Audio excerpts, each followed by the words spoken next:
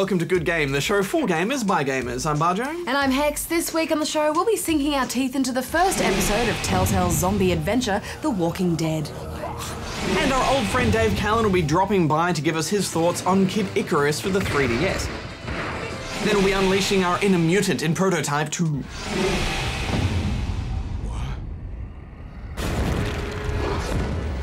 But first, can you guess the game for this week?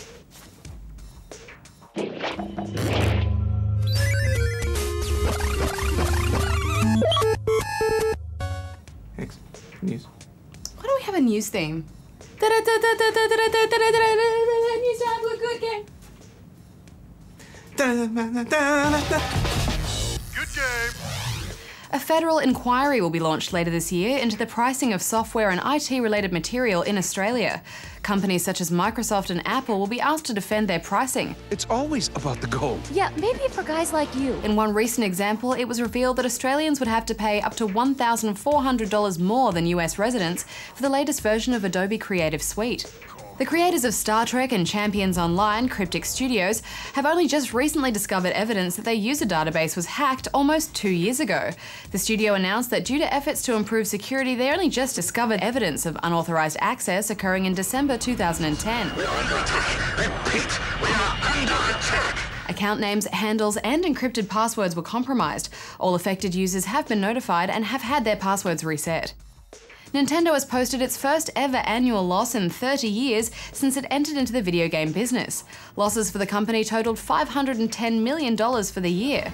While disappointing, the result is a substantial improvement on previous forecasts, which predicted losses potentially reaching over $700 million. Nintendo is, however, confident that the company will return to profit next year, thanks largely to the cheaper production of 3DS consoles and the launch of the Wii U. Good game. From the modern masters of point-and-click adventuring Telltale Games comes The Walking Dead. This is an episodic adventure and not very long, but we'll do our best to avoid major spoilers.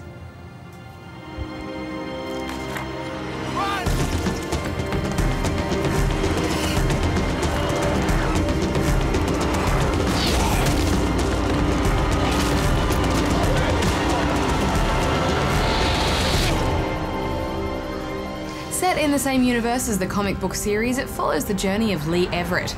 He's a criminal, and thanks to a zombie outbreak, the police car he's riding in takes a long tumble into the forest. From here, Lee has to make his own way to safety and avoid getting chomped. Pretty quickly, he meets a young lost girl, and he has a protective bond with her. Let's go. Stay close to me. The sudden outbreak causes panic amongst those he meets along the way, and you'll have to make some pretty tough choices about what to say and who you save. We can't just leave her. Damn right we can. You guys are suicidal over a girl. Think about if it was you. This is a character-driven interactive story, more than a typical point-and-click puzzler. There's a heavy comic art style to it, and I like that very much. Also, the camera work and framing is quite masterful at times, especially when there's an argument or if all hell breaks loose. The writing gives you a real sense of Armageddon too, and really sets the mood quite quickly. Also, I get that kind of end of days imagery from a lot of this, especially since a lot of the children are involved in the drama. As you get to know the characters, you learn more about their situation as they pry into yours. Who are you with? The girl? Nobody. Is that so? I found that I instantly started liking or hating characters, which is a real achievement in such a short period of time. I just love how quickly you develop those relationships. The dialogue choices are great too, because what you say really matters to others. And you can be a massive jerk if you want to, which I like. And I was. It smells like... Shit. I'm sorry. I shouldn't talk like that. I don't think I like these characters as much as you, Hex. I couldn't connect with them, and I think it is because I found the voice acting to be a bit hit or miss. I wish you were dead for the rest of my life. Please, just go. Plus, I couldn't find any way to skip any of this dialogue, which becomes really frustrating in those repeat sections. I didn't want to skip the dialogue. I mean, I just really love the way the characters take note of what you say and the decisions that you make, and that might lead to another dialogue piece later on, or maybe play out in a way that we haven't seen yet. And, you know, it just made me second guess all of my answers. But the more intense choices are when you have to choose to save someone. These were really tough decisions, Barjo. Yeah, and they can lead to really brutal consequences too. They don't pull any punches. Yeah, I mean, this is quite different to Telltale's other games though, isn't it? I mean, this is more of a soap opera with zombies than a lateral thinking puzzler. If we don't make it through this, you should know that I think you're a great guy. God. It's just a shame that it's not a game. There's virtually no game here. You're basically just walking around with WSAD and then clicking on random things. What are you gonna do with that? Also, the field of view when you're walking around the place is a little bit awkward at times, but I did get used to it. It's just, why did it have to be so simple, Hex? I like my point-and-click puzzlers, but I need to be able to think about them, not just meander through them. Yeah, I mean, even the sections where you have to aim your gun or weapon or your foot, it just feel a little bit out of place.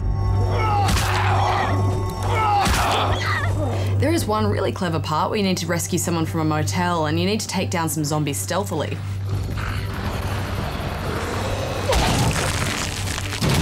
I mean, that was really good. I wish there was more of that. Yeah, and less of things like the radio puzzle. Let me set the scene. A lady has a radio and it doesn't work, so you take a look at it, turn it over, and realize it hasn't got any batteries in it.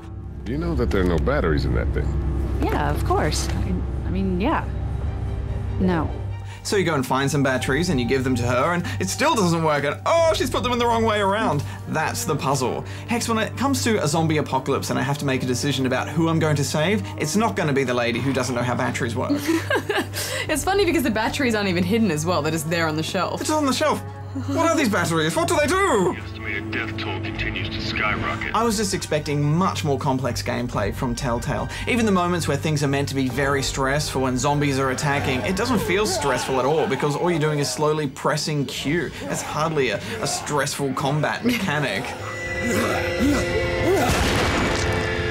It looks like The Walking Dead won't get released on consoles here in Australia because it hasn't been classified.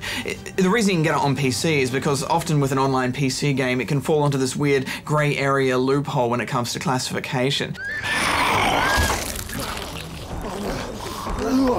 On the Telltale forums it says it's because Australia and New Zealand have strict classification laws, but New Zealand has an R18 rating. I don't know, it's hard to say. I mean, maybe our market is just too small. More importantly, I want to know what's happening over there at Telltale. Those Wallace and Gromit games were fantastic, and the Back to the Future games and the Monkey Island ones, but this, what's going on? Where's the proper lateral thinking and the really witty dialogue I've come to know and love from this developer? You know, I think they do a good job of that, and provided these choices play out well in future episodes, it's definitely worth going back to. I'm not letting somebody else get eaten today. Especially a good friend. You know going into this that it's more of an interactive comic than a point-and-click adventure. You'll definitely get what you're looking for. I'm a big fan of the TV series, so I really wanted to see how this story played out. I love the TV series too, but I don't want to see the next chapter of this game. I just think this type of storytelling is inherently broken in a game. I don't. I mean, it's simple, but, you know, I was really wrapped in this story. I just think you're too much of a passive observer. You're in the back seat. I want to be in the driver's seat with a thing like this. If you break it down per episode, it's not that expensive, but I was forced to buy the entire series on PC too, and I couldn't see any other way to buy them separately, so I know it's not really fair to compare it like that, but I still felt ripped off after 2.5 hours of one game, knowing that there's stuff coming to me that I have already paid for that I don't want. I have to say that I would have really loved to see this game on a portable console or a tablet or something. It's the perfect involving story that I would have loved to have taken away with me somewhere, but, you know, sitting at home playing this on a PC isn't ideal. I know I'm being a bit harsh on this game, but I think it's because I didn't enjoy the conversations, and that's really where most of the game is. I'm sorry, Kitty. He's right. But what are you giving it, Hex? I think it's worth a 6. I'm gonna give it 4 out of 10. I think interactive game movie things can go away.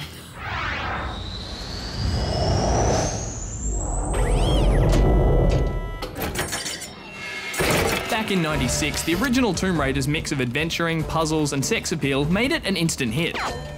A year later, the sequel dished up more of the same to a hungry audience. The third outing packed even more firepower and was an explosive hit.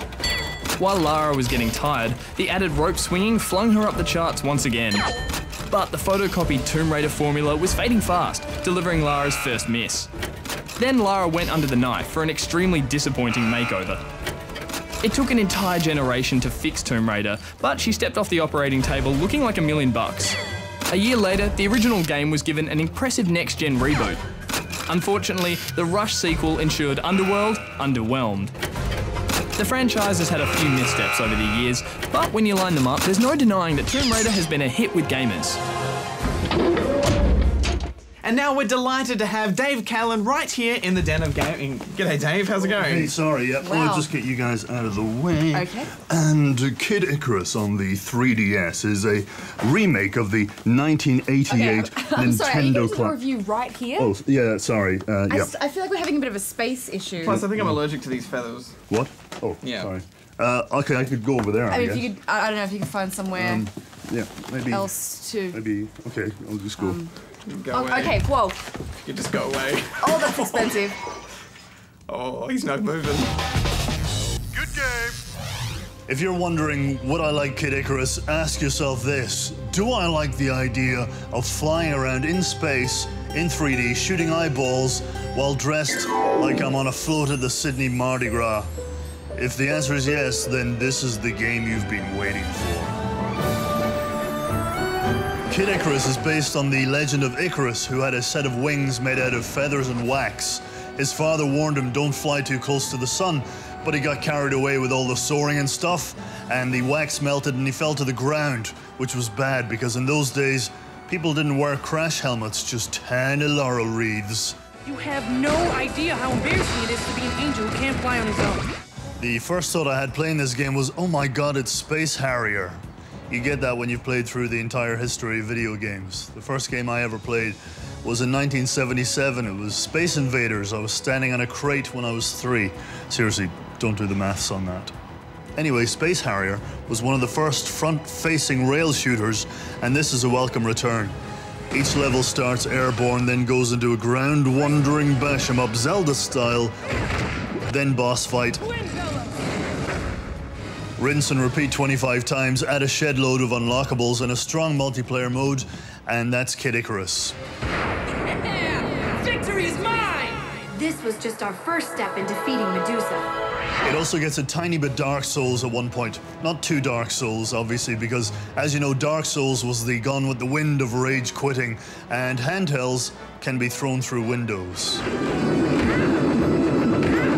Also, I'm going to go ahead and say this. I like glasses-free 3D, in the same way that I like public transport. I don't always use it, but I'm glad it's there. And if you stay on it too long, it will get annoying. Also, it smells faintly of wee. You get a little plastic stand with the game. Now, I didn't think, oh, what a lovely free gift. I thought, the controls must be bung. Which is 100% accurate, because you have to aim with the stylus, you have to hold the 3DS in your left hand, bearing all the weight. This is a one-way trip to a medical condition I identified back in the DSi days as DSi-RSI. So you've got two choices, either get RSI or hunch over the console like Quasimodo. Neither are great, but this bad boy doesn't even support the Circle Pad Pro, which I sort of bought especially to play this with.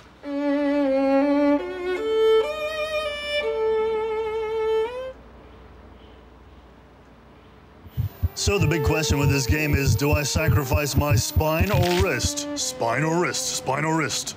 Please, Masahiro Sakurai, can't I keep both? No, spine or wrist. It does seem like a massive oversight not to allow you to use the right circle pad to aim and the left to move. It would make the game perfect in my eyes. You know, with the whole not being in pain the whole time aspect. This is hurting my head. Anyway, let's get all the bad news out of the way. You have to put up with the voice actor sounding like Justin Bieber. Whoa, you weren't kidding. So now the good stuff. The game is incredibly fun to play. The stages are short, varied, dangerous, and beautiful. Kind of like a tribe of pygmy supermodels. Also, the music is absolutely sublime. No 3DS game is going to be able to compete with this soundtrack. While soaring over valleys and lakes, the game plays a stunning orchestral soundtrack.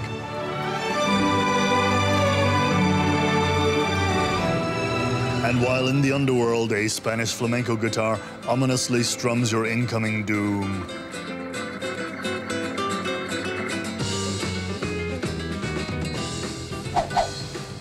The game is funny too. Some of the exchanges between Pit and Palatina are hilarious. There's also this space pirate ship. Wait, what? You know, a pirate ship. Arctic Sea, robbing the heavens of constellations. That's awesome. I mean, evil. Oh yes, I should mention the hero is called Pitt, not Icarus, which is slightly confusing. Also not sure why an angel needs a guardian angel, but there you go. Does the mirror copy the reflection of Joel too? Or just the body? That's a good question. Maybe Pandora will tell us. Do I look like a strategy guide? The game has many of these self-referential moments and is quite entertaining. However, Palatina and some of the other characters who provide radio chatter will not shut up. And speak of the devil, there he is. He can fly? I think the only one who can't fly by himself is you. Ouch. Which is okay, as they're mostly helpful and funny, but you may be reaching for the volume slider as much as the 3D slider when it all gets too much. Also, the game's weird, like super weird. Enemies include eyeballs, Groucho Marx disguises, and Audreys from the Little Shop of Horrors. Not this guy. Also, in level 3, an assailant, instead of shooting you like a normal evil person, he fires an orb that turns you into an eggplant. An eggplant? What am I going to do? Not sure if you've ever been an eggplant in a third-person shooter before, but let me tell you, it's a big disadvantage. It's funny. It's okay to laugh. Eggplants, you see, have little to no combat skills, so you have to waddle around until it wears off. In the meantime, our vegetable mancer friend is charging up his eggplant ray again. I coined a new phrase for this, which is part entertainment, part annoying. Internoying. But I don't want to be an eggplant again. Another gaming first is one of the bosses compliments you as they die. Look how far you've come, Pitt. I'm proud of you. You don't usually meet such nice bosses. There are some really cool movements in this game. Level 5 was particularly fun as it was a tribute, intentionally or not, to the 1998 Star Wars trilogy arcade Return of the Jedi Exhaust Port Run. Really similar graphically and structurally. Such a nice surprise. Also, there are even little rail grindy bits like Sonic 3D, and the boss fights are classic Nintendo fare like Mario or Zelda. You even get to fight your own evil twin.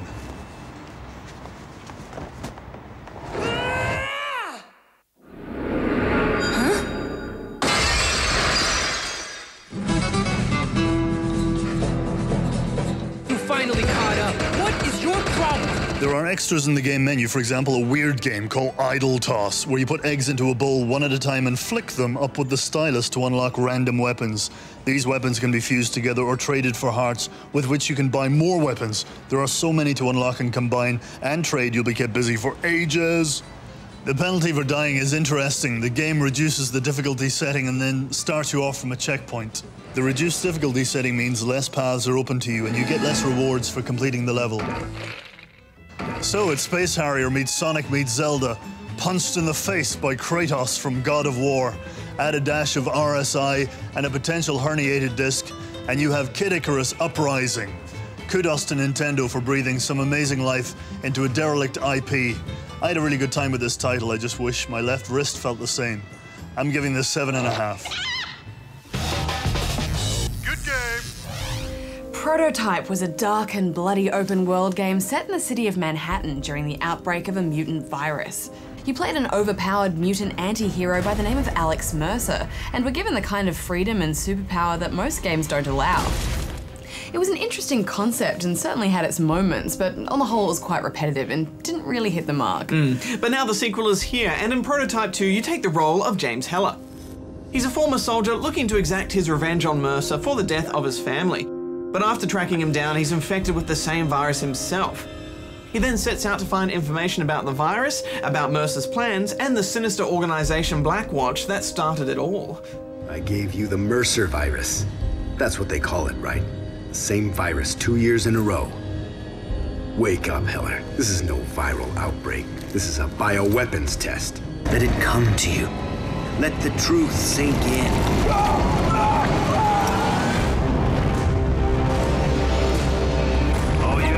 Target as soon as they're within range.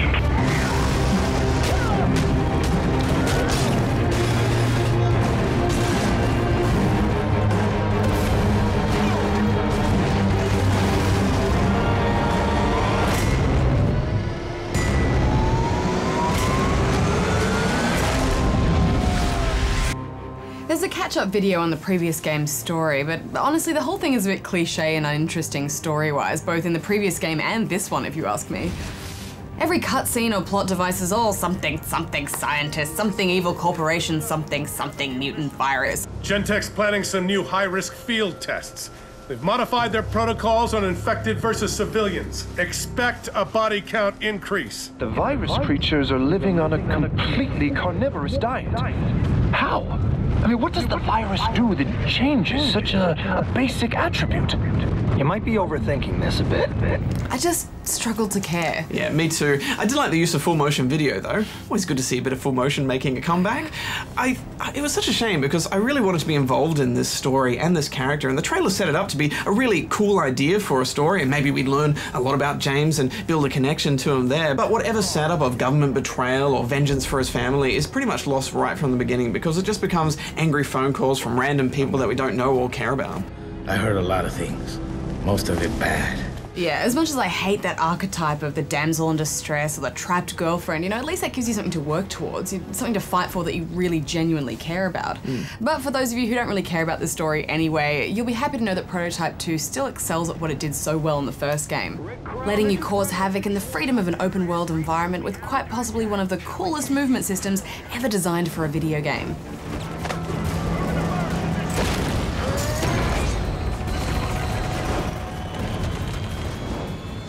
Yeah, that parkour and glide system is super impressive, and I like that you start out with a lot of the abilities that you had to work so hard for in the first game. Absolutely. I mean, being a fan of free running in games, this is right up my alley and then some. I mean, this is just the ultimate freedom. Running, jumping, gliding, climbing. It's just designed so well and it makes the city an absolute joy to navigate. Yeah, there aren't many games that let you leap from building to building like this, which is a bit of a gamer's dream come true. He's a bit like the Incredible Hulk, actually. In fact, I'd love to see an Incredible Hulk game with this engine. Someone do it. There's a noticeable upgrade to the visuals too. And the whole intro to the game is packed with a lot more action than its predecessor, and that will pull you through even if the story doesn't. There's some pretty gruesome moments too, and that fits in with the dark themes of the game. Yeah, plus it really puts the power in your hands of how you control Heller and his actions towards civilians. Because of the kind of mutant powers you have and how fast you can move, so many of your actions just won't have consequence.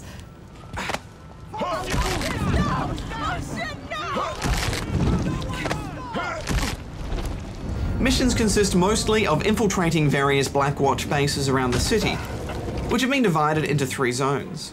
In addition to all of your various mutant combat abilities and parkour, like Alex Mercer, you can shapeshift into the form of targets that you consume, and it's by using the stealth mechanic that you can slip in unnoticed. It feels pretty awesome knowing that no walls are high enough to keep you out, doesn't it? Yeah, and gliding into a military compound is a piece of cake. Hey guys, what's happening? Nothing to see here. Best to go about your business. I thought it was a little bit unbelievable though, just how much you're able to get away with. Yeah, in most games that require a bit of stealth, normally, you know, one person spots you and your cover's blown, but here you're literally gliding above them and landing and crashing down and jumping off walls, and they don't even bat an eyelid. Running up the side of a building, that's not suspicious at all. Oh, that's totally fine, I see it all the time. I know at one point I was in disguise trying to exit a science lab quietly, but instead of hitting the button to open a door, I accidentally did a backflip. Oops, hope no one thought that was suspicious. No? Okay then. Access granted. Mind you, half the time it's easier and faster just to take the loud and messy approach anyway. We have an intruder. Guard the entrance. Protect Dr. Koenig. Although you might not get certain bonuses that come with completing a mission undetected. Other missions will require you to use a kind of sonar ability to hunt and consume certain scientists for backstory or plot information that will start a new quest stream. If you take the stealthy approach, you can't consume your target if they're being watched by another enemy, so you have to slowly consume all those that are watching until no one is left but your target. And if you blow your cover when you have multiple targets, they'll actually scatter and make a run for it, making them pretty tricky to chase down. While a lot of the game is quite violent, the consume animation is fairly okay. You sort of just assimilate them, so I admit I took some pleasure in running around and catching and eating everyone. Hey, where are you going, silly Billy? I'm gonna eat you. You're coming with me, Doc. Unfortunately, much like the last game, the missions do get repetitive pretty quickly. Each military compound looks identical to the last, and there's very little variation. There is some joy to be had when you're ripping those mountain guns off tanks and helicopters. Oh my god! Hustle just ripped our rockets off! And of course, you can always start your own trouble by just causing mayhem and wait for a strike team to arrive. I have to say though, I usually hate timed race missions, but here I really love them just because that parkour system is just so easy and wonderful to use that it was a joy to do them. But in general, yeah, there's a lot of repetition with these missions and objectives. I really wish they'd made it more interesting. I mean, how many guys in hazmat suits can there be for me to find and take out? I still enjoyed the combat, Hex. The way you can chain together all your blocks and dodges and attacks and pick up things and throw them, and so much is destructible. It all works quite well. Use of your mutant abilities is gruesome and impressive. I loved going all Wolverine. Side missions and locating hidden boxes around the city will reward you with further upgrades to your mutations, and different enemies will require you to employ different attacks or defense tactics to take them down. And there's some great finishes and takedown animations too. And it's all just so fluid, Hex. So few games get that kind of rhythm down pat, and Prototype does it very well. I love how plentiful rocket launchers are too. They're so handy, especially because those pesky helicopters are always hanging around. I usually just throw a car at them. Yeah, you can do that as well. I think this works well as an action sandbox title. I mean, there's a real maniacal joy in the freedom you have here. Yeah, and I love how you start out so overpowered too, and yet you still get a sense of reward when you complete a mission. They always give you something at the end of it. Yeah, it just sucks I didn't take this idea further, you know? It's much like Assassin's Creed 1, which was really quite repetitive and simple, just evolved into this beautifully fleshed out sequel with Assassin's Creed 2.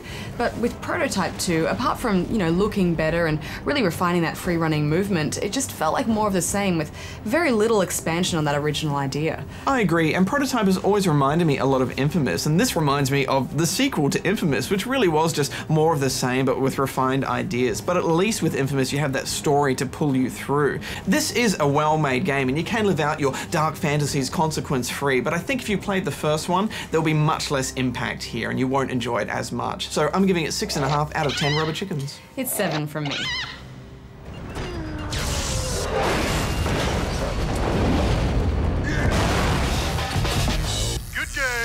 So did you guess the game for this week? It was the original Kid Icarus, released in 1987 for the NES. This divisive cult classic was praised for its originality but criticised for its brutal difficulty. Next week, there's a definite aquatic theme as Goose wades through the history of water in video games. Then we dive into the oceanic combat of Deep Black. A big thank you to everyone who tweeted along with the hashtag GGTV, and don't forget, for gamers of all ages, our show Good Games Spawn Point is over on ABC3 this weekend. We're checking out the green-thumbed point-and-click adventure Botanicula.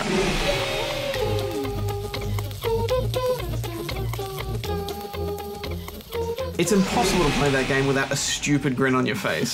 Don't forget to download our Good Game app and leave your own thoughts on any of the reviews from tonight's show. Until next week, gamers, Barjo out. Hex out. What is that? My happy dance. That's your happy dance? Yeah. Mine goes like this. That's great. It's better than yours. That's not. Obviously. That's not. Do you want a duel? Yeah.